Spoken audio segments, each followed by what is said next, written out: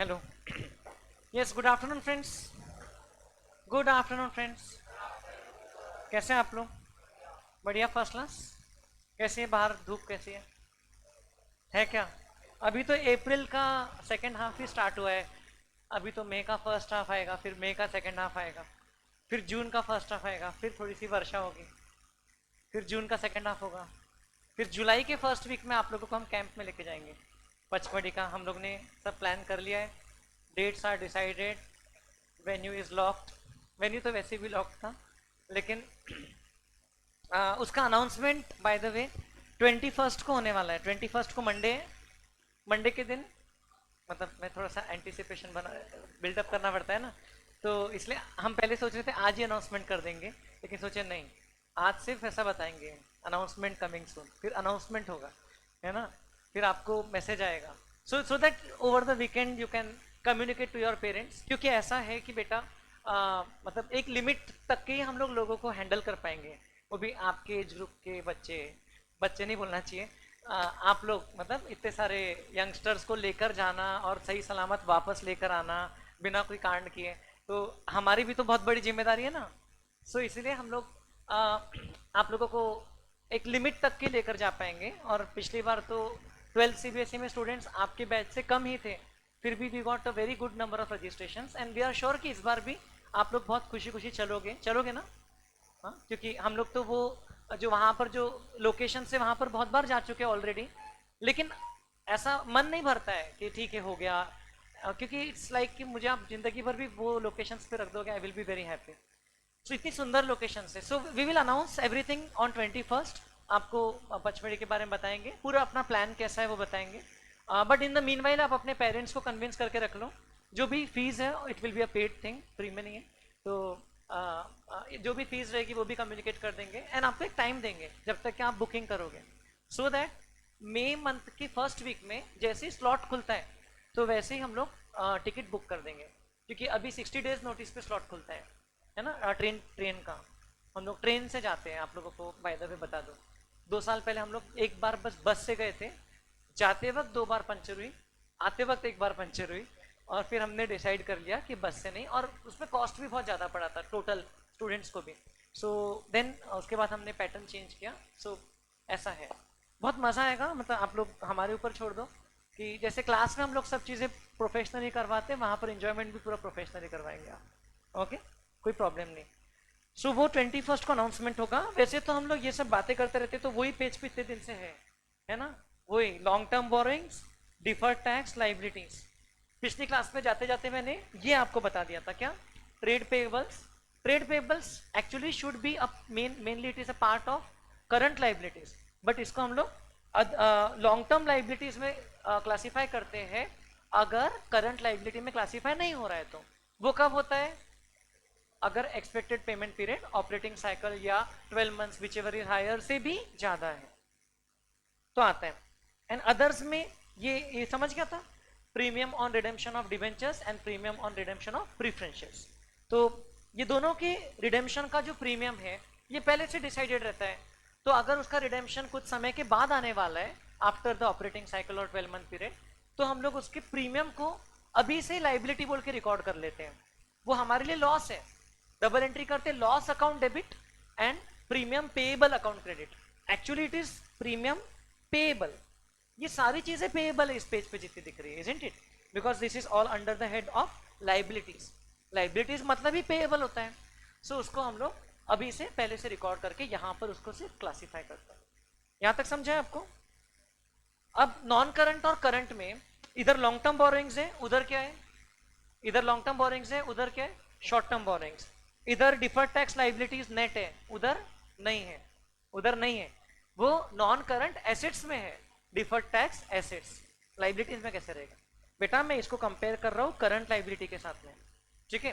फिर इधर other long term liabilities है, उधर करंट में क्या है, अदर करंट लाइबिलिटीज। नाम जो है, नाम स्पेसिफिक चाहिए। अदर शॉर्ट टर्म लाइबिलिटीज नहीं है, अदर करंट लाइबिलिटीज।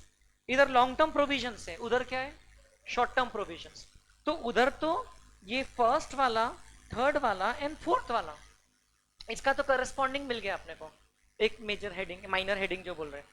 लेकिन एक और हेडिंग है वहां पर, ट्रेड पेएबल्स, ये जो आइटम है ये वहां पर एक सेपरेट हेडिंग बन के आता है. So that is how we link things and we try to remember them. क्योंकि आपको मैंने एग्जाम का पेपर बताया था, क्वेश्चन कैसा आता है, आपको ये आइटम दिया है पब्लिक डिपॉजिट्स, ये इसका माइनर हेड क्या है, मेजर हेड क्या है बताओ, सब हेड एंड मेजर हेड. आपको मान लो ये आइटम दे दिया premium on redemption of debentures, तो आपको उसका minor head and major head बताना है. Minor head other long term liabilities, major head non current liabilities, ऐसा आपको बताना है. उसमें आपको आधा मार्क या जनरली 1 मार्क मिल जाएगा. Is that okay? Now today we will discuss about provisions. So we have already discussed a few classes back. Provisions मतलब these are liabilities which are bound to happen, but the amount of which is not certain, estimated amount रहता है. And provisions may be on account of future payables which may arise. Okay, तो long term provisions जो है ये इसमें examples लिखे हैं यहाँ पर. Provision for gratuity, provision for earned leaves. Are you understanding this? What is gratuity? Gratuity, anybody? What is gratuity? सुना है आपने, नाम सुना है? Gratuity, out of gratitude we give the payment to, correct, to our employees generally. So अब जैसे ये original, ये वर्ड का ओरिजिन बिल्कुल सही बताया आपने कि this is the payment that we make out of gratitude. But now there is certain payment, payment of gratuity act of 1972 which is applicable to many establishments in the country. तो उन लोगों को gratuity देना ही पड़ता है, whether it is or it is not, whether or not it is out of gratitude. तो gratuity कब दिया जाता है? Generally it is given at the time of retirement of the employee और in exceptional cases at the time of death of the employee. तो अगर employ मान लो organisation को 20 साल अपने लाइफ के दे करके फिर रिटायर हो रहा है, तो उसको लास्ट मंथ में वहां तक की सैलरी तो देते ही है और रिटायरमेंट बेनिफिट्स भी देते हैं. So one of the retirement benefits is gratuity because he has given so many years to the organization. समझ रहे हो क्या? क्योंकि अब जो एम्प्लॉय ने मान लो सिर्फ 8 साल दिया कंपेयर टू दूसरा एम्प्लॉय जिसने 20 साल दिया, किसको ग्रेचुइटी ज्यादा मिलना चाहिए? 20 साल वाले को. But it also depends on the salary scale. जिसका सैलरी स्केल ही कम है उसको उस हिसाब से ग्रेचुइटी मिलेगी. So broadly speaking gratuity depends on the salary scale and it depends on the time period for which he has served the employer. तो ये दोनों चीजों पे बेस्ड कैलकुलेशन करते हैं और देते हैं. अगर ये ग्रेचुइटी जो है as per the payment of gratuity act दे रहे हैं तो उस एक्ट में फॉर्मूला दिया है, मिनिमम उतना ग्रेचुइटी तो देना ही पड़ता है. अगर उस एक्ट के अलावा आप अपनी मर्जी से दे रहे हो तो भी दे सकते हो. जैसे हम लोगों को कैप्स लर्निंग प्राइवेट लिमिटेड को वो एक्ट अप्लाई नहीं होता है. वो एक्ट में एक है कि इतने मिनिमम इतने एम्प्लॉइज होना चाहिए तो ये अप्लाई होगा. सो हमारे केस में वो अप्लाई नहीं होता है. बट फिर भी अगर हमारा कोई एम्प्लॉय मान लो 5 साल बाद बोलता है कि हमको रिटायर होना है, so we may give them gratuity, that is purely out of gratitude. Now the organisations which no, जैसे बहुत सारे ऑर्गेनाइजेशंस में उनके मेन एसेट्स जो है वो उनका लैंड, बिल्डिंग और कंप्यूटर्स और मशीनरी ये सब नहीं होता है. उनका मेन रिसोर्स जो है वो ह्यूमन रिसोर्स होता है कि नहीं? जैसे कि इन्फोसिस हो गया, टीसीएस, इंडिया का जो पूरा आईटी सेक्टर है, इट इज उनका मेन रिसोर्स क्या है? उनका ह्यूमन कैपिटल, जो कि इंटेलेक्चुअल अपना अप्लाई कर रहे हैं. सो उनकी तो प्रॉपर पॉलिसी रहती है कि जो एम्प्लॉय इतने साल काम कर रहा है तो एवरी ईयर उसका फ्यूचर ग्रेचुइटी जो है वो बढ़ते जा रहा है for every year that he is working. So वो लोग प्रोविजन बना लेते ग्रेचुइटी का एवरी ईयर. ये प्रोविजन थोड़ा थोड़ा बढ़ाते जाते हैं कि कितना अमाउंट लॉन्ग टर्म में पेएबल आ जाएगा. So that provision is still an estimate because it is based on some variables. अब आगे जरूरी नहीं कि वो एम्प्लॉय उतने साल सर्व करे ही या उसकी सैलरी का स्केल वही रहेगा. But then based on certain calculations gratuity को एस्टिमेट किया जाता है. और ये एस्टिमेशन करते हैं बड़े ऑर्गेनाइजेशंस में प्रोफेशनल्स लाइक एक्चुरीज. आपने एक्चुरीज का नाम सुना है? तो एक्चुरियल साइंस का जो कोर्स होता है, तो they do the financial projections. तो उस बेसिस पर प्रोविजन बनाया जाता है. अकाउंटिंग स्टैंडर्ड 15 है जो एम्प्लॉय बेनिफिट्स का एएस है. अकाउंटिंग स्टैंडर्ड 15 भी बोलता है कि हमें किस तरीके से हमने एस्टिमेशंस करना चाहिए या एम्प्लॉय बेनिफिट्स की अकाउंटिंग कैसे करना चाहिए, दोनों चीजें. सो हमको तो अभी सिर्फ इतना है कि उसका प्रेजेंटेशन किधर करना, तो तो बिल्कुल लॉजिकल है कि this liability is certain but the amount of which is estimated and it will B payable generally after a longer period. So therefore it is classified under non-current liabilities under the minor heading of long-term provisions. समझ में आ रहा है क्या? Now if the gratuity has been determined and if it is payable say immediately after 2 months to the employee, तो फिर वो and determined भी हो गया अमाउंट, तो फिर वो कहाँ आएगा? करंट लाइबिलिटीज में, अदर करंट लाइबिलिटी में आएगा और शॉर्ट टर्म प्रोविजन में नहीं आएगा क्योंकि अब वो अमाउंट फाइनलाइज हो चुका है, isn't it? Then similar to gratuity the next item is provision for earned leaves. Now जैसे ऑर्गेनाइजेशन में लीव की पॉलिसी रहती है तो एम्प्लॉइज को से बोल सकते हैं कि आप 1 ईयर काम करोगे तो आपको 20 डेज लीव का क्रेडिट मिलेगा, पेड लीव्स जो बोलते हैं, या आपको 30 डेज मिलेगा, what ever may be the policy. कोई ऑर्गेनाइजेशन 1 मंथ के पीछे 2 डेज की लीव देते हैं, कोई 1 ईयर के पीछे 12 डेज देंगे या 20 डेज देंगे, वॉट एवर द पॉलिसीज दें. अब अगेन एम्प्लॉई अगर अपनी लीव्स को यूज नहीं कर रहा है और वो लीव्स को जमा करते जा रहे हैं, ठीक है. अच्छा, ये भी पॉलिसी रहती है कि कितनी लीव्स कैरी फॉरवर्ड होगी नेक्स्ट ईयर और कितनी लीव्स लैप्स हो जाएगी.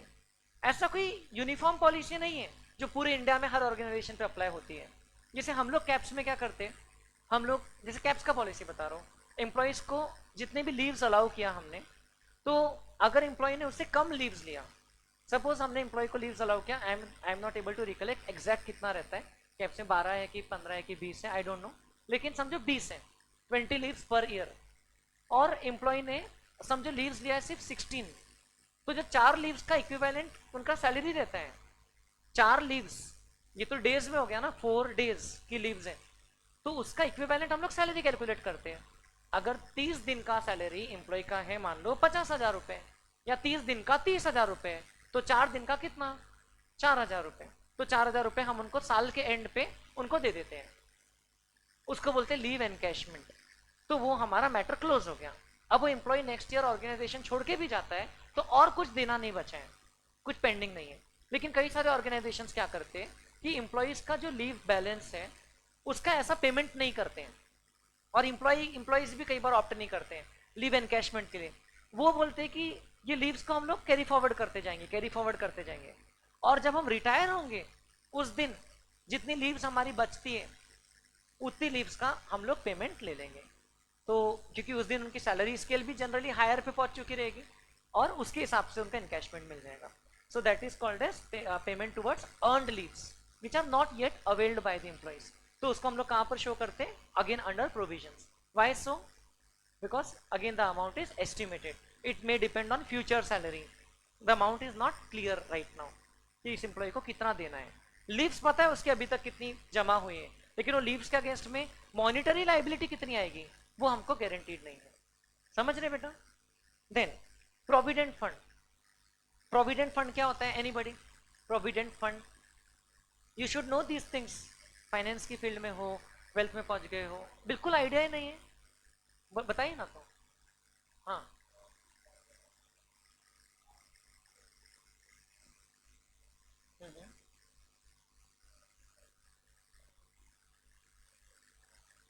हाँ.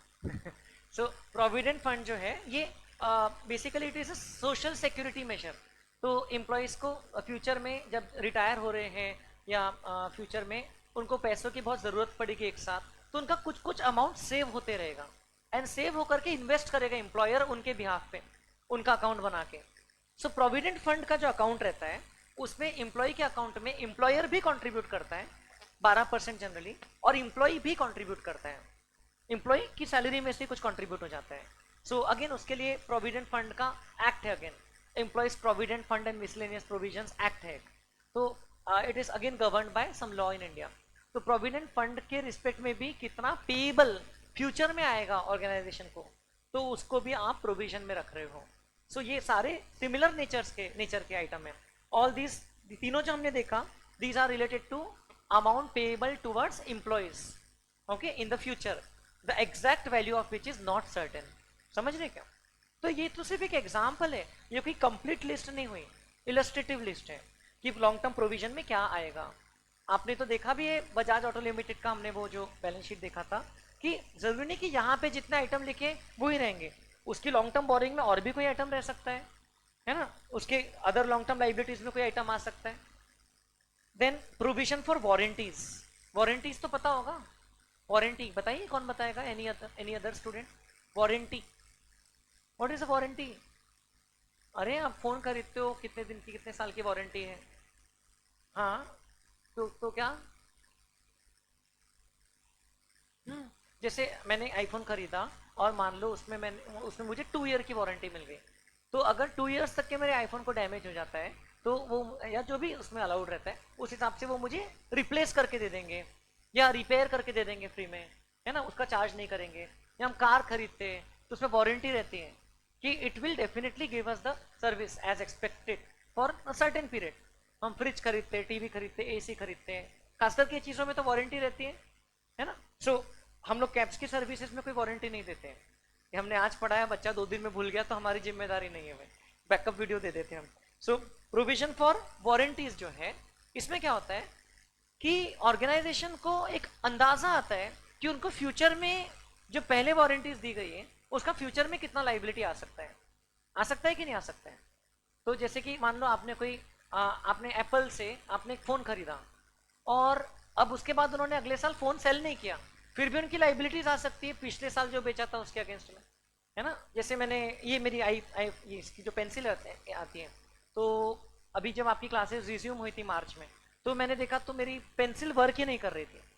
तो फिर मैंने, luckily it was under the warranty period, last year May में खरीदा था, तो वो मुझे उन्होंने रिप्लेस करके दे दिया. तो ये तो उनका खर्चा हो गया ना, मेरे लिए तो कोई नुकसान नहीं है, I just got it replaced. But then उनके लिए तो ये खर्चा हो गया. Was it known to them कि ऐसा होने ही वाला है? नहीं. बट देट क्या चांसेस थे, क्या प्रोबेबिलिटी थे क्या? उन्होंने अगर साल भर में 100 पेंसिल्स बेचा होगा तो क्या चांसेस थे कि 2-4 लोग शायद आएंगे? तो उसका वो प्रोविजन बना के रखते हैं. That is called as provision for warranties. समझ रहे हो क्या? ऐसा है. देन क्या होगा? नहीं. तो ये नॉन करंट लाइबिलिटीज में इतनी चीजें हैं. अभी एक बार बुक में देख लीजिए इससे संबंधित क्या लिखा है आपने. अदर लॉन्ग टर्म लाइबिलिटीज में ट्रेड पेएबल है, amounts payable for the goods purchased and services taken in the normal course of business, उसको बोलते हैं ट्रेड पेएबल. ओके, जैसे कैप्स के लिए ट्रेड पेएबल्स क्या होंगे? जैसे हम लोग ने कोई प्रिंटिंग एजेंसी से बुक प्रिंट करवाई, उनको जो पेमेंट करना है, जो हमारा बिजनेस का रेगुलर कोर्स में होता है, जो सर्विसेज हम लेते ही हैं. जैसे कि हम लोग ने इलेक्ट्रिसिटी बिल इसमें कवर नहीं होगा. Electricity bill will not be covered under trade payables because it is not a activity. Okay, so कुछ कुछ चीजें जो है वो ट्रेड पेबल्स में कवर होगी. अगर हमारा स्टेशनरी का दुकान है तो हमारे जो वेंडर्स का पेमेंट बचा है वो ट्रेड पेबल में आएगा, ठीक है. लेकिन हमारी स्टेशनरी के दुकान में हमने टेबल का रिपेयर करवाया, जो टेबल था, फर्नीचर था, तो वो जो रिपेयरिंग एजेंसी को पेमेंट करना बचा है वो ट्रेड पेबल में आएगा क्या? नहीं, वो अदर करंट लाइबिलिटीज में आएगा. It will not be a part of trade payable. Then others, similarly other liabilities such as premium payable on redemption of debentures, premium on redemption of preference shares, ये आ जाएंगे. Trade payable में ये दोनों आता है. So this whole thing I have summarised in that chart. ये chart आपको भेज दिया है, हो सके तो नोटबुक में भी इसको लिख लीजिए अच्छे से, so that it will be better for quick revision. Exam में ये चैप्टर से एक 3 मार्क का क्वेश्चन एक्सपेक्टेड है और एक या 2 MCQs में मैक्सिमम 1 मार्क वाले, ज़्यादा कुछ नहीं. तो उसको आप टाइम कितना दोगे रिवीजन के लिए, उसलिए आप उसको मार्किंग कर लीजिए. तो ये हो गया हमारा discuss. And long term provisions, amount set aside to meet future liability, the amount of which cannot be determined with accuracy. The amount cannot be determined with accuracy, is estimated. Liability का amount determined रहता है. Long term provisions means जिसको 12 months या operating cycle के बाद पे करने की लाइबिलिटी जिसमें अराइज होने वाली है, तो वही सब लिखा है. एंड यहाँ पर उन्होंने जो भी एग्जांपल्स दिए हैं तो वो तो मैंने इंक्लूड कर लिया है. Okay, provision for warranty claims, okay, provision for gratuity, earn leaves, और कौन सा था यहाँ पर, प्रोविडेंट फंड. प्रोविडेंट फंड यहाँ नहीं लिखा है, लेकिन yes it is also one of the items which is covered under the provisions, long term provisions. Is that okay?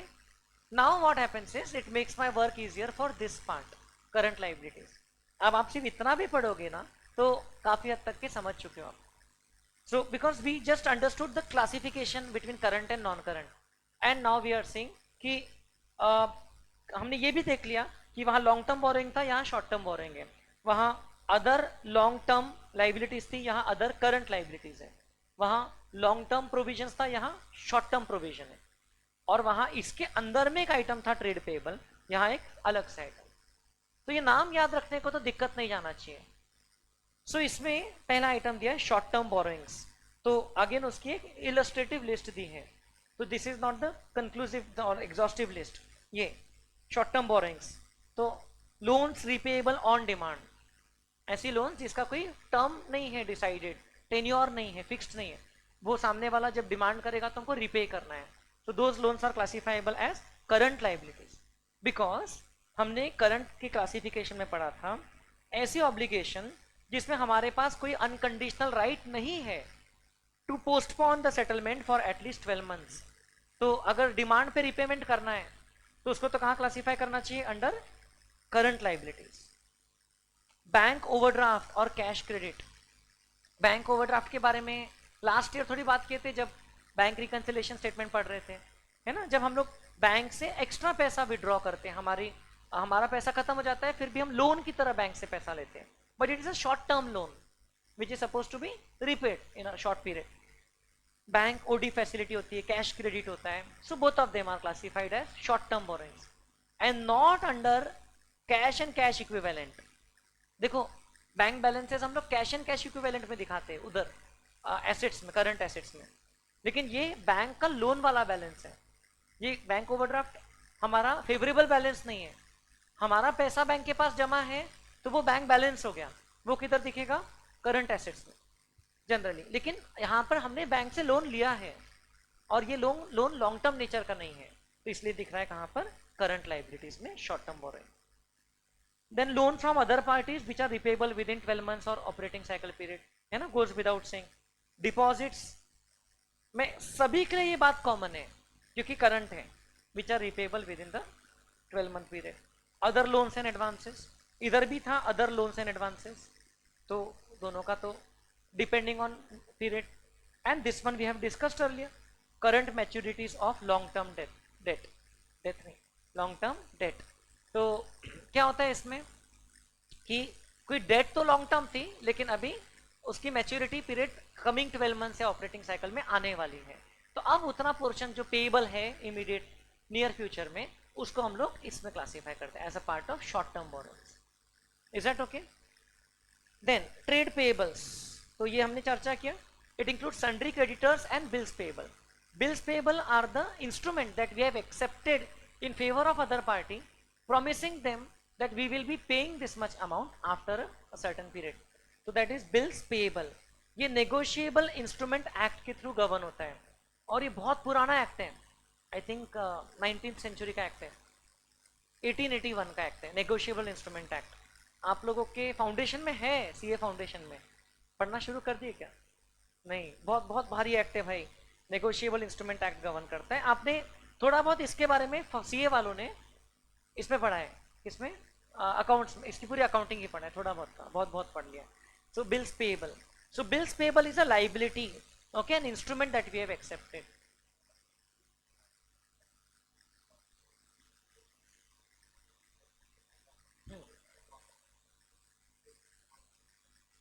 हाँ हाँ बिल्कुल, क्योंकि ऑपरेटिंग साइकिल नहीं, ऑपरेटिंग साइकिल पीरियड के अंदर ही है. अगर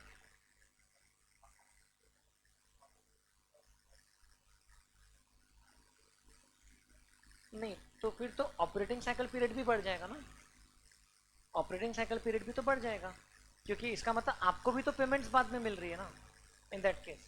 हाँ, अगर ऐसा बोल रहे हो कि अपने को पेमेंट जल्दी मिल जाती 2 महीने में, लेकिन अपन अपने क्रेडिटर्स को पेमेंट 12 महीने के बाद करते हैं, तो यस, तो वो ऑपरेटिंग साइकिल के बाहर हो सकता है. इन दैट केस उसको हम लोग क्लासीफाई करेंगे अंडर नॉन करंट, पॉसिबल. लेकिन वही this things happen very rarely, इसलिए कल हमने बैलेंस शीट भी देखा तो उनके इसमें भी ट्रेड पेएबल था नहीं नॉन करंट के अंदर में, ठीक है. लेकिन डेफिनेटली अगर आप बहुत सारी बैलेंस शीट स्टडी करोगे, 10 स्टडी करोगे, तो उसमें से एक आधी मिल जाएगी जिसमें नॉन करंट में भी कुछ ट्रेड पेएबल्स रहेंगे. But mostly you think of any business, mostly तो जो हम लोग रोजमर्रा के जो खर्चे करते हैं बिजनेस के रेगुलर, हम हमारे गुड्स या सर्विसेज के, तो उसका पेमेंट तो जनरली 12 महीने के अंदर कर ही देते हैं, है ना, ऑब्लिगेशन तो रहती है। काश हम लोग कैब्स का रेंट 12 महीने के बाद भर सकते थे, है ना, कितने सारे खर्चे जो, लेकिन वैसा नहीं होता है नॉर्मल, है ना। एक रीजनेबल क्रेडिट पीरियड 3-4 महीने होता है। Then other current liabilities, other current liabilities की तो कोई एग्जॉस्टिव लिस्ट नहीं है अगेन, तो अब इसमें एक एक आइटम का नाम समझ लीजिए। Interest accrued but not due, example, आपने मान लो ये इंटरेस्ट है, लोन की बात नहीं करो, interest which is payable on loan से, आपने लोन लिया है 1 जनवरी 2025 को, और वो लोन की टर्म्स में आपको इंटरेस्ट 6 महीने के बाद पे करना है पहली बार, तो कब पे करना है, से 30 जून को। लेकिन हमारा ईयर कब खत्म हो रहा है, फाइनेंशियल ईयर 31 मार्च को। तो as per the accrual concept हमने 3 महीने तक तो एक्सपेंस इनकर कर लिया है, क्योंकि हम 3 महीने तक किसी के लोन को यूज किया है, लोन मनी को। ये 3 महीने का इंटरेस्ट अक्रू हो जाएगा, समझ रहे हो, बट ड्यू नहीं हुआ। ड्यू कब हो रहा है, वो जून में है, लेकिन अक्रू तो हो गया है। सो लास्ट ईयर हम लोग ने अक्रूवल कॉन्सेप्ट पढ़ा था, that expenses should be considered और should be recognized when they are incurred and not when they are paid. तो ये वाले फाइनेंशियल ईयर के एक्सपेंस तो इसी फाइनेंशियल ईयर में हमने रिकॉर्ड करना चाहिए। So we will pass a double entry, interest expense account debit to interest payable account या interest accrued account which is a liability. यहां उस लाइबिलिटी की बात कर रहे हैं। इंटरेस्ट अक्रूड में sometimes also mean an asset. अगर आपको इंटरेस्ट लेने का अधिकार है तो वो इंटरेस्ट एसेट हो गया, अगर वही इंटरेस्ट आपको देने का ऑब्लिगेशन है तो वो क्या हो गया, लाइबिलिटी हो गया। समझ रहे क्या। So interest accrued but not due. दूसरा क्या लिखा है, इंटरेस्ट अक्रूड एंड ड्यू, दोनों इधर ही आते हैं, क्योंकि अक्रूड एंड ड्यू का मीनिंग क्या हो रहा है कि इंटरेस्ट आपका मंथली बेसिस पर ही पेएबल था, लेकिन आपने पे नहीं किया है पिछले 3 महीने का।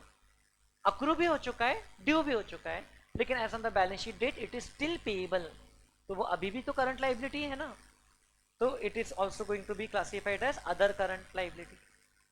तो लोन भले ही आपकी लॉन्ग टर्म में रहेगी, लोन भले ही आपकी यहां पर रहेगी, लेकिन उसमें जो इंटरेस्ट का ऑब्लिगेशन है वो उतने पीरियड का, वो आपका अभी नियर फ्यूचर में पे करना है, तो इसलिए वो आप इधर क्लासिफाई करोगे। Then income received in advance, last year हम लोग ने बहुत समय दिया था ये चीजों को। क्या एक्सपेंसेस आउटस्टैंडिंग, ये दोनों आइटम क्या है, ये दोनों आइटम एक्सपेंसेस आउटस्टैंडिंग है, और ये क्या है, इनकम इन एडवांस। ये भी लाइबिलिटी होती है जिसमें हमको सामने वाले ने पेमेंट तो दे दिया, जैसे अभी 31 मार्च के पहले आपके कुछ जूनियर्स ने हमको 11th की फीस भर दिया है जो सेशन जून में स्टार्ट होगा, तो 31 मार्च के पहले हमको जो फीस मिल गई है, तो क्या हम लोग ने इनकम मान के बांट लिया आपस में, नहीं, क्या करना पड़ेगा, अभी हम लोग उसको लाइबिलिटी बोल के दिखाएंगे।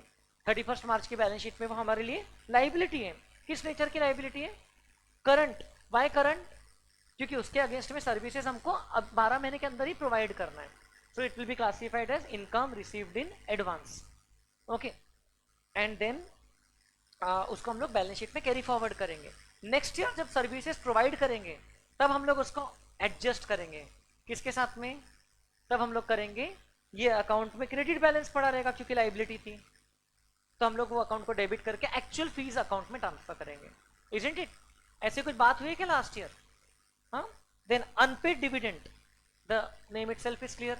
डिविडेंड जो डिक्लेयर हो चुका है, जो फाइनल है, लेकिन अभी पे नहीं हुआ है, तो डिविडेंड के बारे में आगे और एक बात आएगी। सो उसमें क्या होने वाला है कि डिविडेंड जो कि प्रपोज्ड है at the end of the year, board of directors dividend को प्रपोज करते हैं, ठीक है, डिविडेंड को प्रपोज करते हैं मतलब वो शेयर होल्डर्स को डिविडेंड देंगे ऐसी बात प्रपोज करते हैं, और शेयर होल्डर्स उस बात को एक्सेप्ट करते हैं तो रिजेक्ट करते हैं। तो रिजेक्ट क्यों करेगा कोई घर आते डिविडेंड को, क्यों, हाँ, क्योंकि वो बोल सकते हैं नहीं अभी डिविडेंड मत दो, अभी कंपनी में पैसा लगा के रखो ताकि वो ग्रोथ में यूज हो जाए, इन्वेस्टमेंट्स में यूज हो जाए। एंड ये कलेक्टिव डिसीजन रहता है, ऐसा नहीं रहता है कि 100 में से 80 शेयर होल्डर बोल रहे हैं हमको दे दो, 20 बोल रहे हैं हमको मत दो, ऐसा नहीं रहता है। Dividend decision is taken on in the annual general meeting of the company, जो फाइनल डिविडेंड की मैं बात कर रहा हूँ। अगेन डिविडेंड दो टाइप के होते हैं, चलो यहाँ पर लिखा है interim dividend and final dividend. आपको डिविडेंड वर्ड आया तो पूरी कहानी बता रहा हूँ, ये अपने सिलेबस का ही है। देखो इंटरिम डिविडेंड में क्या होता है, अगर फाइनेंशियल ईयर 24-25 है तो उस फाइनेंशियल ईयर में उसके अंदर ही बोर्ड ऑफ डायरेक्टर्स डिसाइड करते हैं इतना डिविडेंड देना है और डिविडेंड दे देते हैं, और वो उस साल के ही प्रॉफिट्स में से एडजस्ट कर लेते हैं। Dividend is not an expense, dividend is an item of appropriation. Dividend is an item of appropriation, समझते हैं ना आपको? ये प्रॉफिट के कैलकुलेट होने के बाद होता है, ठीक है। आप बोलोगे सर यहाँ कहाँ प्रॉफिट कैलकुलेट हो गया, बट ठीक है, उन लोग ने एस्टिमेट किया कि हमारे पास सफिशिएंट प्रॉफिट्स है जिसमें से हम इतना डिविडेंड अभी दे सकते हैं। सो अगेन डिविडेंड देने के लिए खास करके लिस्टेड कंपनीज को बहुत सारा प्रोटोकॉल फॉलो करना पड़ता है, उसके लॉ रेगुलेशंस है, लेकिन हम लोग अभी अकाउंटिंग की बात कर रहे हैं। सो अगर इंटरिम डिविडेंड है तो ये तो हमारा स्टेटमेंट ऑफ P&L में जो फाइनल प्रॉफिट आएगा ना उसमें से माइनस होगा, बाद में प्रॉफिट आफ्टर टैक्स में से माइनस होगा इंटरिम डिविडेंड जो है, ठीक है, क्योंकि ये तो डिक्लेयर भी हो गया, पे भी हो गया, ठीक है, इसमें कोई प्रॉब्लम नहीं। इसमें शेयर होल्डर्स का कुछ येस और नो नहीं पूछ रहे वो लोग। इंटरिम डिविडेंड जैसे मैं बहुत सारी कंपनीज के मेरे पास में शेयर्स हैं, तो कुछ कुछ कंपनी साल में 4 बार 5 बार डिविडेंड देती है, उसमें से एक डिविडेंड उनका फाइनल डिविडेंड होता है, लेकिन बाकी के जो डिविडेंड आते हैं वो इंटरिम डिविडेंड होता है, ठीक है।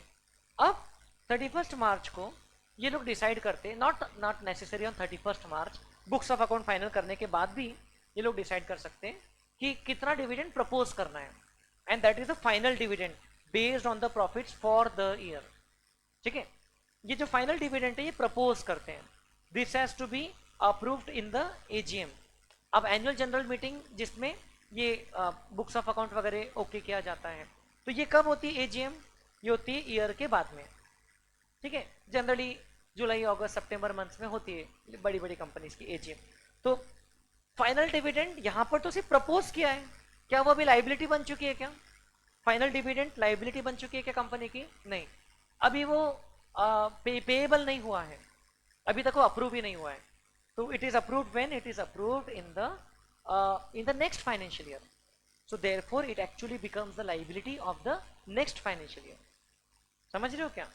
वो आपके अगले साल के प्रॉफिट्स में से अल्टीमेटली माइनस होता है, प्रॉफिट आफ्टर टैक्स में से, और वो अगले साल है वो dividend related to financial year 24-25, but वो कौन से प्रॉफिट्स में से एडजस्ट होगा? 25-26 के बाद में जो हम करेंगे ना, वैसे भी सारे प्रॉफिट तो मिलकर रिटेन्ड अर्निंग्स में जाते हैं, जिसको सरप्लस भी बोलते हैं, तो उसमें से एडजस्ट होता है। तो the final dividend is not considered as an appropriation of this year, it is considered as an appropriation of the next year. So अगर वो अभी तक के प्रॉफिट में से ही कम नहीं किया तो लाइबिलिटी तो आई नहीं पक्का। So therefore final dividend is the proposed dividend which in the balance sheet as on this date is shown as a contingent liability. What is a contingent liability? Means it is a liability which may arise or may not arise. It depends on some future happening. Okay, future event पे depend करती है। तो contingent liability जो रहती है उसको notes to account में दिखाया जाता है। It is shown below the balance sheet, okay, or after the balance sheet, and it's not a part of the balance sheet or the statement of P&L. इस साल के एंड का जो dividend proposed है वो, लेकिन इस साल पिछले साल जो प्रपोज किया था वो पे किया होगा इस साल, हाँ, तो वो इस साल जरूर माइनस होगा, ठीक है। लेकिन इस साल के एंड का जो डिविडेंड प्रपोज्ड है वो किधर जाएगा? वो अगले साल का ट्रीट होगा। इस तरीके से डिविडेंड की साइकिल चलती है। तो मैं आपको यदि बताऊं तो if I am not wrong आपके सिलेबस में भी इसके बारे में लिखा है। हाँ यस, देखिए ये आपकी सिलेबस की फाइल है, आपको भेजा है मैंने ग्रुप में। Previous years propose dividend to be given effect as prescribed in AS4, ये AS4 का नाम है, okay, events occurring after the balance sheet date. तो इसको हम लोग सिर्फ डिस्क्लोज कर देते हैं, इसको अकाउंट फॉर नहीं करते। पिछले साल के प्रपोज डिविडेंड को हम लोग इस साल रिकॉर्ड करते हैं, और इस साल के प्रपोज डिविडेंड को हम लोग सिर्फ अभी प्रपोज कर रहे हैं, अगले साल उसको रिकॉर्ड करेंगे, ऐसा चलता है।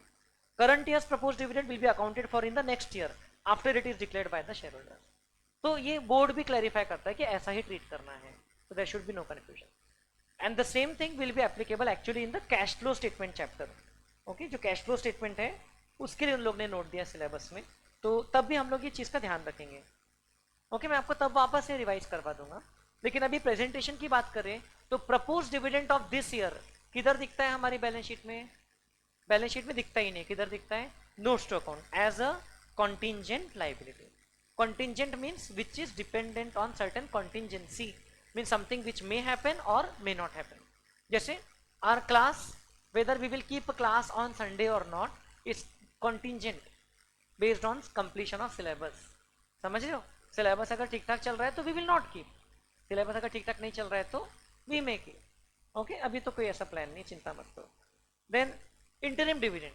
इंटरिम डिविडेंड तो फाइनल है, मतलब फाइनल है मतलब इंटरिम डिविडेंड तो अप्रूव्ड ही है, उसमें कोई और कुछ पेंडिंग नहीं है, तो वो तो सरप्लस में से डिडक्ट हो जाता है. एंड सरप्लस किधर रहता है? शेयर होल्डर फंड में. याद है क्या? शेयर होल्डर फंड में रिजर्व्स एंड सरप्लस, उसमें जो सरप्लस है उसमें से माइनस होता है ये इंटरिम डिविडेंड. सो क्योंकि आपको थोड़ा सा इंटरेस्ट है किसी किसी को, तो मैं यहाँ पर आपको शो करना चाहूँगा बजाज ऑटो लिमिटेड की जो बैलेंस शीट है. ये देखिए, ये उसका statement of profit and loss है. ये प्रॉफिट फॉर द ईयर आ गया.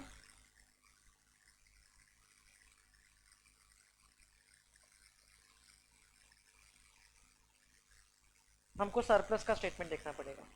पहली बात तो ये देख लीजिए, इनकी लाइबिलिटीज में डिविडेंड जो है वो यहाँ पर डायरेक्टली तो नहीं दिख रहा है. ठीक है, हमको उसके नोट्स में देखना पड़ेगा कि डिविडेंड कैसे दिखाते हैं. अच्छा, डिविडेंड फाइनल अनाउंस करने के बाद भी हो सकता है ना कि वो शेयर होल्डर का अकाउंट एक्टिव नहीं है, जो डिटेल्स आपके पास अवेलेबल है, वो शेयर होल्डर का एड्रेस जो था जहां आपने चेक भेजा था वहां से चेक वापस आ गया है, हो सकता है ना ऐसा. या आपने चेक भेज दिया लेकिन वो शेयर होल्डर को मिला ही नहीं और इसलिए वो जमा ही नहीं हुआ उसके अकाउंट में. तो चेक कैसे वर्क करता है पता है ना आपको? तो मतलब वो पैसा कभी उसको ट्रांसफर ही नहीं हुआ, तो that is still unpaid dividend. And that unpaid dividend we show where? That unpaid dividend we show under other current liabilities. ये डिविडेंड जो अप्रूव्ड है लेकिन पे नहीं कर पाए because of certain technical reasons. तो अब इनके इसमें अनपेड डिविडेंड कुछ है क्या वो भी देखते हैं. अनपेड डिविडेंड होगा तो इधर होगा अदर करंट लाइबिलिटीज में, जैसे हम बात कर रहे हैं नोट नंबर 21. और सरप्लस का कौन सा नोट था बेटा? सरप्लस मिलेगा अपने को अदर इक्विटी, नोट नंबर 14. तो लेट अस सी कुछ मिलता है क्या.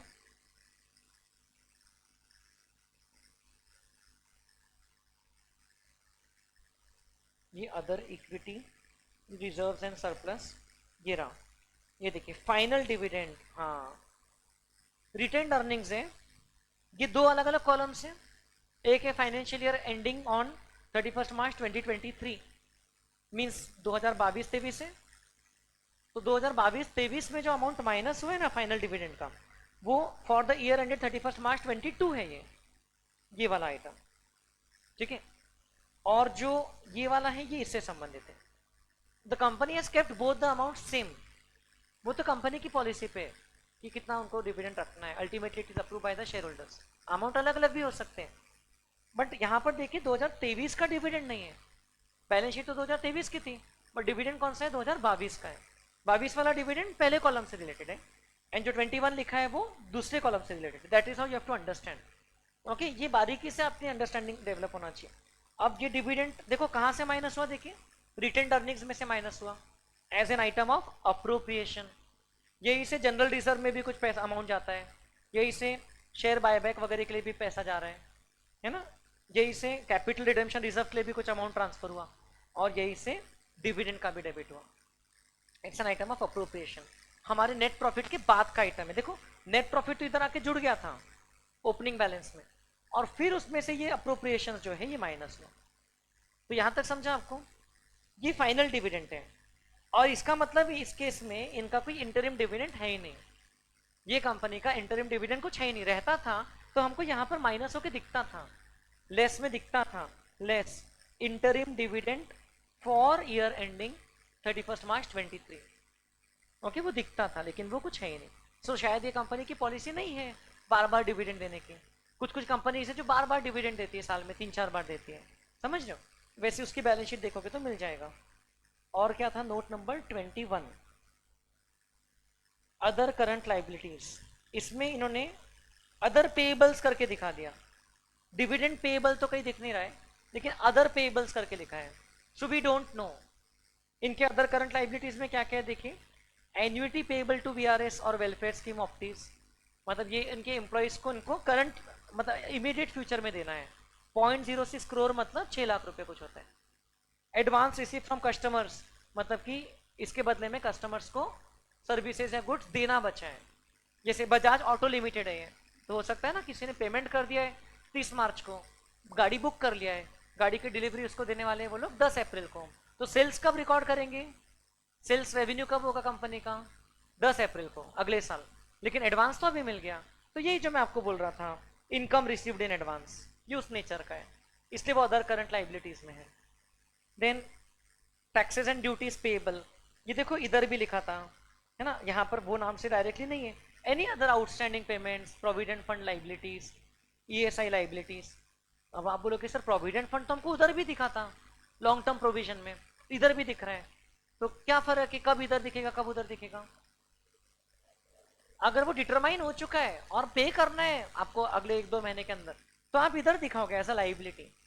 और अगर वो सिर्फ एस्टिमेटेड है कि भाई लॉन्ग टर्म में इतना प्रोविडेंट फंड का पेमेंट आने वाला है, तो वो प्रोविजन लॉन्ग टर्म प्रोविजन में दिखेगा। एंड इसमें देयरफॉर गोज विदाउट सेइंग, और क्या दिखेगा, यहीं पर लिख देता हूं मैं, टैक्सेस एंड ड्यूटीज पेएबल, है ना, ये अच्छा अच्छा टर्म दिखा अपने को, इसको अपडेट कर देते हैं। देखिए, our learning is never complete, कभी भी नहीं ये नहीं सोचना कि ये चैप्टर फिनिश हो गया है। फिनिश हो गया मतलब कि उसमें कुछ स्कोप ही नहीं है ना, हमेशा कुछ ना कुछ नया मिलते ही रहेगा, बिकॉज हमारा सब्जेक्ट प्रैक्टिकल है। हमारा सब्जेक्ट ऐसा नहीं कि जो फिजिक्स पढ़ा दिया भाई जो इतने साल से चल रहा है वही रूल्स चलेंगे। It is dynamic subject, okay, जो चीजें हो रही है रियल लाइफ में वो हमको एक्सेप्ट करते जाना है अपने इसमें।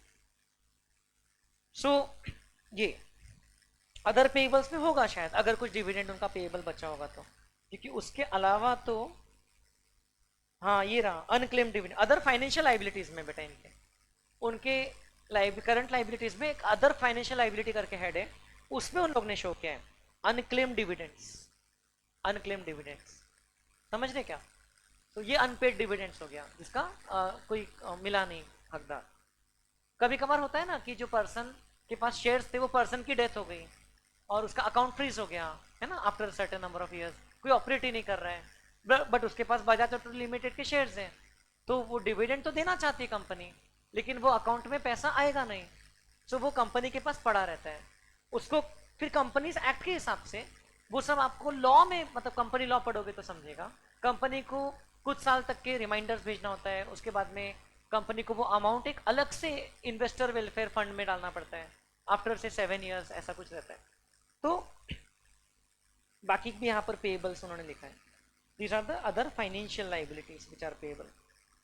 इन केस में एक्सेस एप्लीकेशन मनी रिफंडेबल, इसकी बात किया था हमने, एक था एक्सेस एप्लीकेशन, एक था एप्लीकेशन मनी पेंडिंग अलॉटमेंट, है ना, application money which is receive but pending allotment, और ये है रिफंडेबल जिसका डिसाइड हो गया कि भाई ये तो वापस ही करना है, share application money.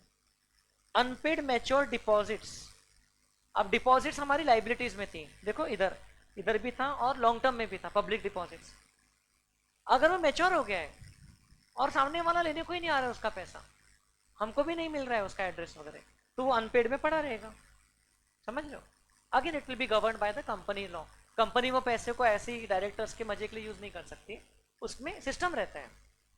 Unpaid mature debentures, again debentures holders को पेमेंट करना है but they are not traceable, कोई क्लेम नहीं कर रहा है। कॉल्स इन एडवांस, बात हुई है कॉल्स इन एडवांस की, क्या बात हुई है कि अगर कोई शेयर होल्डर से मान लो आपने अभी तक 4 रुपए ही बुलाया है 10 रुपए के शेयर में, लेकिन वो आगे का भी 6 रुपए दे रहा है आपको, तो as per the, if it is allowed as per the articles of association, तो company may receive calls in advance, but it will not be a part of shareholder fund.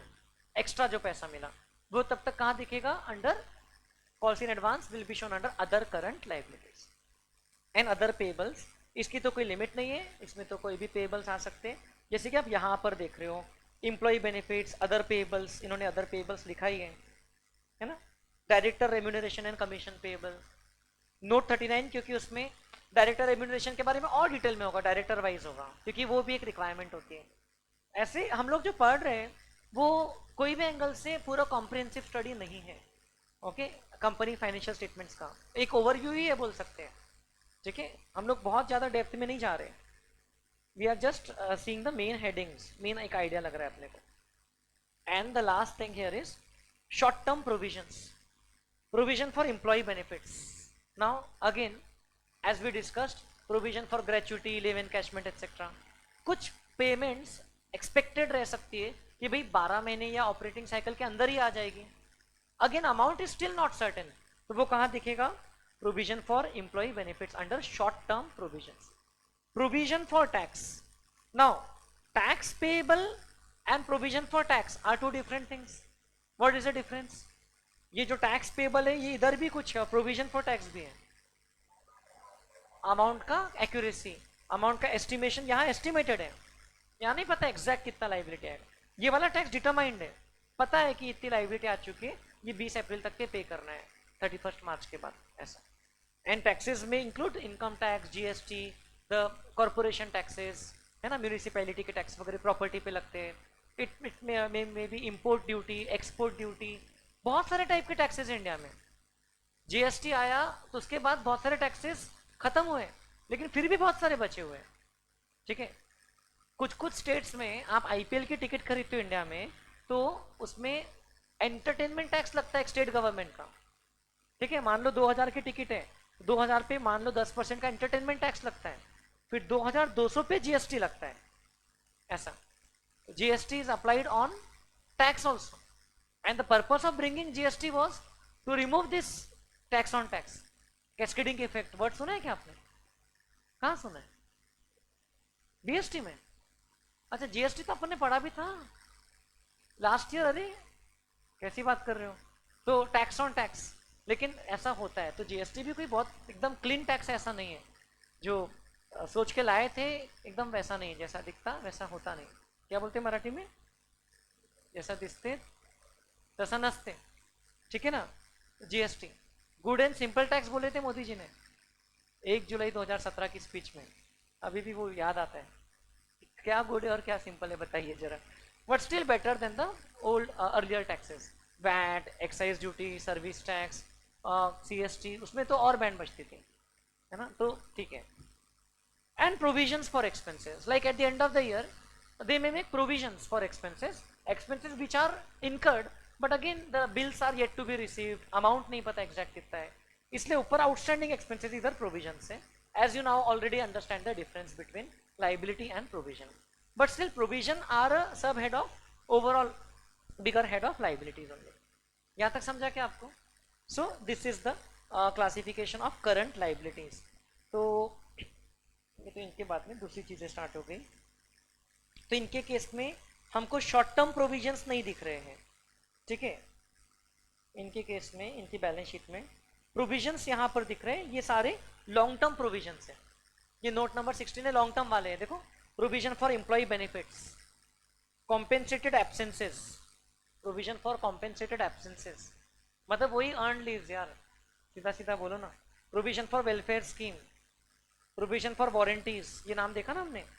And provision for warranty का meaning बताया उन्होंने, estimated warranty claims in respect of which, in respect of vehicles sold which are still under warranty, है ना, this claims are expected. अब अगर उन्होंने 1000 vehicles बेची है तो पूरे 1000 का ही रिप्लेसमेंट करेंगे, ऐसा प्रोविजन नहीं बनाएंगे। वो लोग पास डेटा के बेसिस पर एक एस्टिमेट करेंगे कि भाई कितना वारंटी क्लेम कितना हो सकता है ना, जो भी परसेंटेज उनको उनके इंडस्ट्री के हिसाब से ठीक लगता है।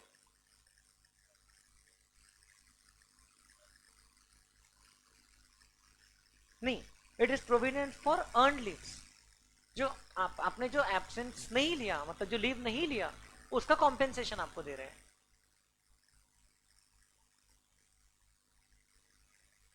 सीएसआर अलग होता है, CSR is corporate social responsibility.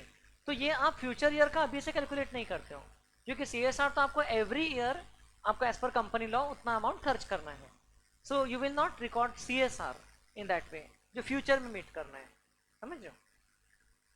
अब इसका इन्होंने और क्या दिया है, ये 30.8, अच्छा ये प्रोविजन का भी इन्होंने एट द बिगिनिंग दिया है, provision arising during the year, provision utilise during the year, और क्लोजिंग बैलेंस, समझ रहे हो, opening balance plus arising minus used is the closing balance of provision, ऐसा प्रोविजन फॉर वारंटी। ये देखो 30.81 यहाँ दिख रहा है, प्रोविजन फॉर वारंटीज। अच्छा इन्होंने एक प्रोविजन के नोट में नॉन करंट एंड करंट कर दिया है, तो हमको शॉर्ट टर्म की भी नोट यही है और लॉन्ग टर्म की भी नोट ये है। तो अगर आप देखोगे ना बैलेंस शीट के फेस पे मैं आपको लेके जाता हूँ, तो नॉन करंट में आपको ये टोटल फिगर दिखेगा, और शॉर्ट टर्म में करंट में आपको देखो ना 0.87 और 165 दोनों याद रखो। 0.87 किधर दिखेगा, नॉन करंट में, और 165 किधर दिखेगा, करंट में। ये देखिए बैलेंस शीट के फेस पे पेज नंबर 117, हाँ देखिए प्रोविजन दोनों तरफ है, नॉन करंट में प्रोविजन है 0.87 और करंट लाइबिलिटीज में प्रोविजन है 165, दोनों के लिए नोट नंबर क्या दे दिया 60। सो मैंने पहले जो इंटरप्रेट किया था गलत था कि शॉर्ट टर्म में प्रोविजन है, नहीं शॉर्ट टर्म था उसी में था, ठीक है। Now they have not used the word long term provision, short term provision, चलता है क्या, चल रहा है तभी तो ऐसा कर रहे हैं ना, मतलब चलता है, बट हमारे बोर्ड्स में हमको थोड़ा सा फॉर्मेट बेस्ड चलना पड़ेगा, है ना। जितना ज़्यादा आगे जाओगे उतनी फ्लेक्सिबिलिटी बढ़ेगी इन एवरी सेंस, जितना आप मतलब कम लोअर लेवल की पढ़ाई करोगे उतना आपको रिजिड चलना पड़ेगा, that is how things work. जैसे आप इंग्लिश पढ़ते थे KG2 में, तो टीचर बोलती थी ए ऐसा लिखना है तो ऐसा ही लिखना है ना, उसमें थोड़ा सा भी नहीं चलता था ऐसा वैसा, टीचर बिल्कुल ए ऐसा ही लिखना है, कैपिटल ए भी लिख दिया तो तब अलाउड नहीं है, एकदम स्ट्रिक्ट रहते थे। फिर आप इंग्लिश में आगे बढ़ते गए आगे बढ़ते गए, फिर 10वीं कक्षा में आपने निबंध लिखा होगा, ऐसे ऐसे ऐसे ऐसे नहीं, इंग्लिश का ऐसे मुझे बड़ा जान पे आता था वो लिखना, तो मैं टीचर को बोलता था, मेरे इंग्लिश की टीचर को, कि मुझसे नहीं होगा कैसे होगा। फिर इट्स सो हैपेंड वो मुझे इंकरेज करती थी और एक पोएट्री कंपटीशन में लेके गई थी सेंटर पॉइंट स्कूल में, तो वहाँ पर मुझे प्राइज मिल गया था, मेरे पोएम का नाम था माई फेवरेट पीरियड, तो मैंने वो रिसेस पे लिख दिया था, my favourite period can you guess, it is neither maths nor is any address, it is simply the recess, ऐसी पोएम लिख दिया था मैंने। तो अभी भी वो उसका एक पैराग्राफ याद है, बाकी की पोएम मैं पब्लिश नहीं करना चाहूँगा, है ना, लोगों की भलाई के लिए। सो मतलब ऐसी पोएम बनाया था, and then my teacher told me कि देखो तुम ऐसे ऐसे लिखने से डरते हो और पोएम लिख कर आए हो वहाँ पे, and then that gave me lot of confidence. तो आपने ऐसे लिखा था 10वीं में, लिखा था ना एग्जाम में पास होने के लिए, कौन से टॉपिक पे आया था, याद नहीं क्या, अरे अभी तो 10वीं की एग्जाम हुई थी, अभी कितने बड़े हो गए कितने, मुझे याद नहीं, मुझे तो पोएम भी याद है मेरी, याद भी नहीं क्या, अभी तो हुई थी रे, एक साल पहले तो 10वीं के एग्जाम दिए थे, एक साल पहले बेटा, फाइनेंशियल ईयर वाइज तो फिर ऐसे तो 3 साल हो गए फिर तो, ऐसे था ही नहीं क्या, हाँ फिर ठीक है, याद नहीं है तो फिर ठीक है। लेकिन मैं ये कह रहा हूँ कि थोड़ा सा आपका क्रिएटिविटी बढ़ जाती है ना जितने हायर लेवल पर आते हैं, वैसे ही अकाउंट्स में फाइनेंस में जितना आगे जाओगे उतनी फ्लेक्सिबिलिटी बढ़ेगी, है ना। अभी बहुत रिजिड चलेंगे अपन कि भाई ऐसा ही रहता है, ऐसा मैंने बोल दिया ना ऐसा है तो ऐसा है, लेकिन जितना आप आगे जाओगे उतना फ्लेक्सिबिलिटी बढ़ेगी, ओके। सो और ये आपकी लाइफ के टाइम शेड्यूल में भी होगा, जब आप जूनियर लेवल की कहीं एम्प्लॉय रहोगे या आप इंटर्नशिप में जाओगे तो आपको एकदम स्ट्रिक्ट 10 to 5 या जो भी वो टाइम देंगे फॉलो करना पड़ेगा। जब आप एकदम सीनियर मैनेजर बन जाओगे तो आपके हिसाब से एकदम सीनियर CEO CFO, तो आप आपके हिसाब से आओगे जाओगे ना, है ना।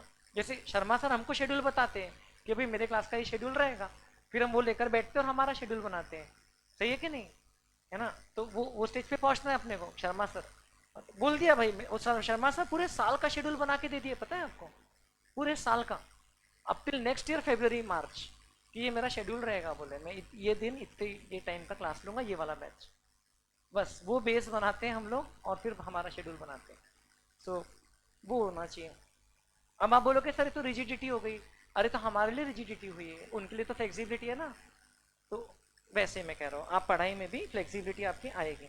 सो चलिए आपकी किताब में देखते हैं, अल्टीमेटली तो अपन लोग बुक के गुलाम रहेंगे। So current liabilities,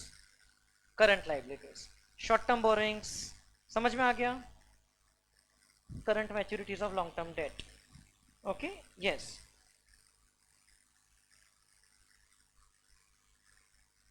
current maturities of long term date जो है वो ओरिजिनली डेट लॉन्ग टर्म है, ओके, और जो शॉर्ट टर्म बोरिंग है वो खुद ही शॉर्ट टर्म थी पहले से, तो थोड़ा सा फर्क है, लेकिन दोनों का क्लासिफिकेशन शॉर्ट टर्म बोरिंग्स में हो रहा है, दोनों का क्लासिफिकेशन शॉर्ट टर्म बोरिंग में हो रहा है। Is it okay?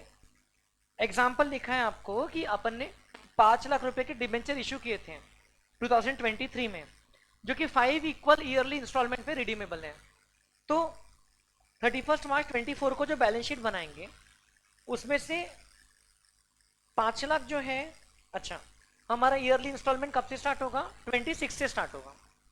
तो एज ऑन 24 अभी भी सब कुछ लॉन्ग टर्म है, तो पूरा 5 लाख लॉन्ग टर्म में दिखेगा। लेकिन अगले साल की बैलेंस शीट में वो 5 लाख में से अब 1 लाख 12 महीने के अंदर रिपेएबल है, तो 1 लाख कहाँ दिखेगा? That 1 lakh will be shown as, कहाँ गया 1 लाख? ये 1 lakh, 1 lakh which is redeemable within 12 months will be shown as current maturities of long term debt, and the remaining 4 lakh will be shown as non current liability under long term borrowings। ये case. और दूसरा क्या लिखा है आपको? What is short term borrowing, जिसमें हमने debenture ही issue किया है 1 अप्रैल 24 को एंड रिडीमेबल है 30 जून 25 को। तो जो 31 मार्च 25 को हम बैलेंस शीट बना रहे हैं, तो उसके बाद तो वो 3 महीने के अंदर रिडीमेबल ही है। सो इसको हम लोग पहले से क्या क्लासीफाई करेंगे? As a short term borrowing, क्योंकि ये पहले से ही रिपोर्टिंग डेट के बाद within 12 month fully redeemable में। तो फर्क समझ में आ रहा है क्या? अल्टीमेटली क्लासीफाई तो इधर ही होगा, लेकिन I am trying to tell you कि शॉर्ट टर्म बोरिंग्स जनरली और ये आइटम में क्या डिफरेंस है। करंट मैच्योरिटीज में वो ओरिजिनली वो डेट लॉन्ग टर्म नेचर की है, बट उसमें से कुछ पार्ट जो है अब वो करंट मैच्योरिटी में आ रहा है। Then next we discuss trade payables. Trade payables, ठीक है, a liability on account of transaction for purchase or service that is not in the normal course is not shown as trade payable। जैसे अपन ने trading company ने fixed asset बेचा और agent को हमको 10,000 रुपए देना है। अब फिक्स्ड एसेट बेचना तो कोई रेगुलर काम नहीं है ट्रेडिंग कंपनी का, तो एजेंट को जो कमीशन देना है वो कोई रेगुलर काम नहीं है, बट कमीशन तो देना ही है ना। सो एजेंट को जो कमीशन देना है वो ट्रेड पेबल में नहीं आएगा, वो अदर करंट लाइबिलिटीज में आएगा as any other outstanding expense. समझ रहे हो? It's not trade payables. And other current liabilities में तो जो पूरी लिस्ट है, interest accrued but not due, आपको समझाया मैंने, then interest accrued and due, income received in advance, unpaid dividends, ये सारे पॉइंट्स मैंने वहां पर लिख लिए हैं। शॉर्ट टर्म प्रोविजंस, ओके, ये भी पॉइंट्स वहां पर लिख दिए हैं। So with this we finally complete the liabilities part. ये डिफरेंस दिया है between reserves and provision. So ये आपके ऊपर है, onus the burden is upon you. Next class जब भी अपनी होगी, कब? शायद मंडे को अपनी क्लासेस के बाद अकाउंट्स की, राइट? तो आप लोग मुझे याद दिलाओगे, पहले ये डिफरेंस मैं डिस्कस कर लूंगा, वैसे तो ईजी है, एंड देन हम थोड़े बहुत इसके क्वेश्चंस देख लेंगे और फिर ही हम लोग आगे बढ़ेंगे, ठीक है, एसेट्स वाले साइड। अभी एक इंपॉर्टेंट अनाउंसमेंट है। आप ही की क्लास के कुछ स्टूडेंट्स हैं जिन्होंने एक इवेंट का इनिशिएटिव लिया है, बहुत बड़े स्केल पर एक इवेंट हम लोग कर रहे हैं पहली बार कैप्स के स्टेज, कैप्स के एंड से, which is called as MUN। कितने लोगों को पता है MUN के बारे में क्या होता है? Okay, so I did not know about it much before this people told me. तो एक ये होता है MUN, मॉडल यूनाइटेड नेशंस, है ना। तो इसमें आप लोगों को अपने आप को प्रेजेंट करने का मौका मिलता है, डिबेटिंग करने का मौका मिलता है, एंड सबसे इंपॉर्टेंट एक बहुत बड़े इवेंट का एक पार्ट बनने का मौका मिलता है, जो हम इंडिविजुअल लेवल पर नहीं कर सकते हैं।